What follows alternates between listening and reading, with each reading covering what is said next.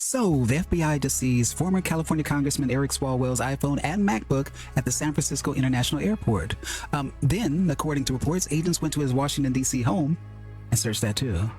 Now, before anybody starts celebrating or convicting somebody on the internet, I need everyone to just slow down. A search warrant is not a conviction. Eric has denied the sexual assault and misconduct allegations that were brought up against him.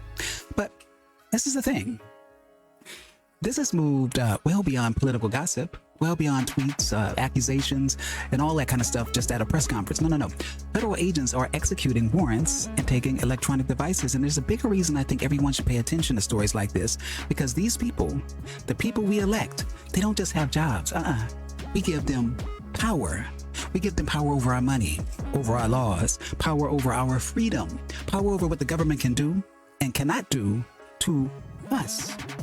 And history has taught us repeatedly, power that nobody watches has a tendency to run very, very wild. A new twist in the ongoing criminal investigation into former Congressman Eric Swalwell. NBC News has learned the FBI confiscated his iPhone and MacBook at SFO this weekend. As NBC Bay Area Sergio Quintana explains, the case appears to center on a federal civil rights law.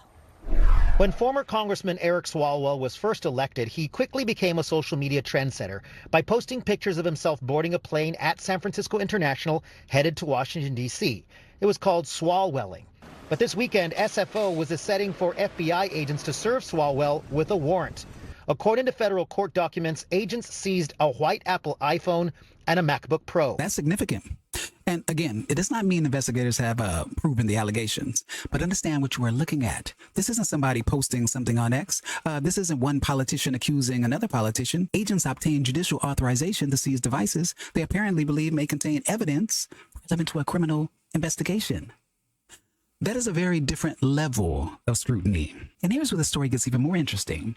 According to the court document reporting in that NBC piece, agents sought the warrant in connection with Title 18, Section 242, the federal law dealing with deprivation of rights under color of law. The Justice Department describes that statute as applying when somebody acting with government authority willingly deprives another person of a federally protected right. And importantly, DOJ says under color of law can include situations where an official allegedly misuses the power of position even outside the legitimate bounds of that authority. Now, that does not tell us that Swalwell violated that law. We don't know that yet. But if NBC's court document reporting is correct, it raises an extremely important question. What exactly are federal investigators looking for that potentially connects these allegations to his position as a public official? But what this is potentially suggesting is that this investigation involves Eric Swalwell's role as a congressperson, as a federal official, which then suggests a deprivation potentially of civil rights in conjunction with this alleged sexual assault. Exactly. And I want to emphasize that word, potentially. We are still dealing with allegations and an investigation. This is precisely why you do not ignore something simply because the person involved happens to wear the political jersey that you like. One of Swalwell's accusers has alleged that he drugged, that he her, and he choked her in a California hotel in 2018. Those are extremely serious allegations. Swalwell has, of course, denied them, and he also denied the broader allegations of sexual assault and misconduct. Check this out. I thought it was important that you see and hear from me directly. These allegations of sexual assault are flat false. They are absolutely false. They did not happen. They have never happened, and I will fight them with everything that I have. And he has every right to do that. Presumption of innocence does not disappear because somebody is a politician. No. And neither does due process. But here's the other side of that. Scrutiny doesn't disappear because somebody's a politician either. That's the part I think we've gotten completely backward. Some people treat politicians like sports teams. When it's the other team, investigate everything. When it's their team, don't ask any questions. Shh. No. That's exactly how you create a political class that eventually begins to believe nobody can touch them. And this is where I want to zoom out, because this isn't really about Eric Swalwell. Look around. Look around. Every few weeks, There's another investigation, another indictment, another allegation of bribery, another government contract nobody can explain, another official accused of abusing authority, another pile of taxpayer money that somehow vanished into a program that didn't work, another elected official accused of behavior most regular people wouldn't even dream of getting away with at their own job.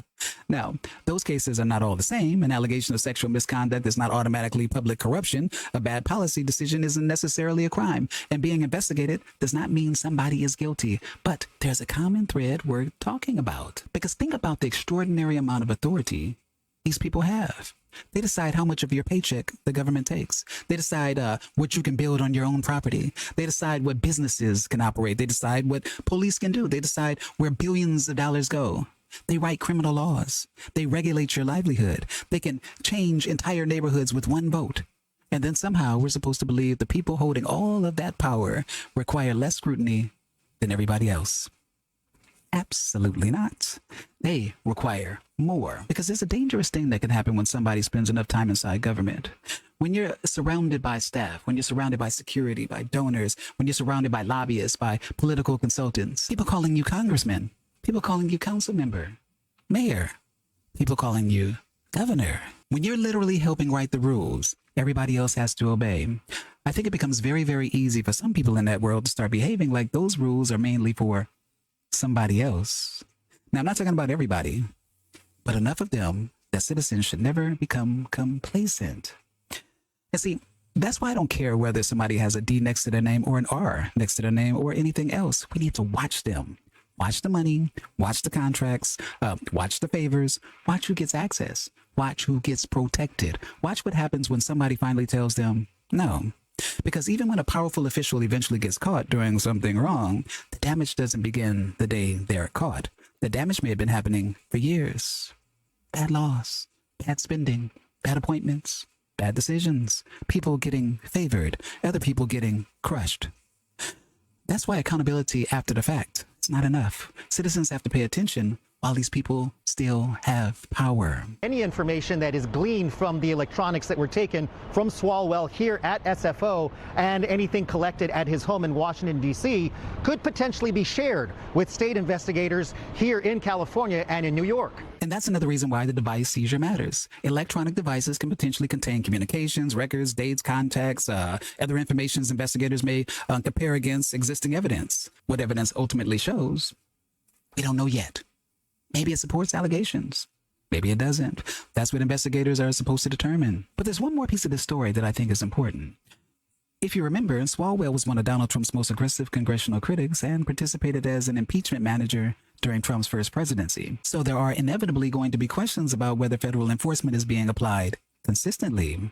And you should ask those questions too. Are the grounds for which these charges, these federal charges, are been made against Eric Swalwell, are those grounds similar to the grounds of other people who have been accused of similar crimes? And if they are, then why hasn't the federal government gone after these people as well? That's a legitimate question. Accountability cannot mean investigate my enemies and ignore my friends. No. The standard has to work in both directions. If there's evidence, follow it.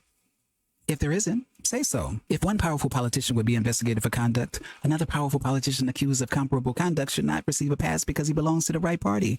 That's not justice. That's just politics wearing a badge. So I'm watching this Swalwell investigation closely, not because I've decided he's guilty. I haven't. The allegations remain allegations, and he denies them. I'm watching because this is what citizens are supposed to do. Politicians, I can't stress this enough, are not celebrities. They're not royalty. They're not royalty. They're not our rulers. They are public servants.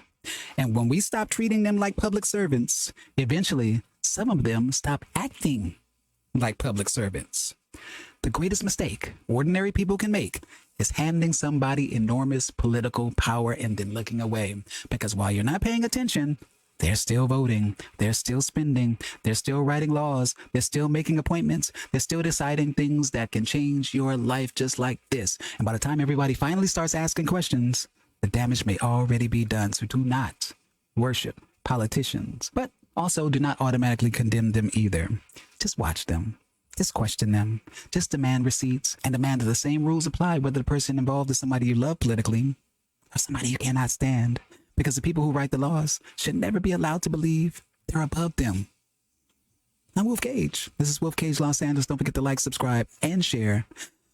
We follow the money. We follow the power. And we keep watching the people who have both.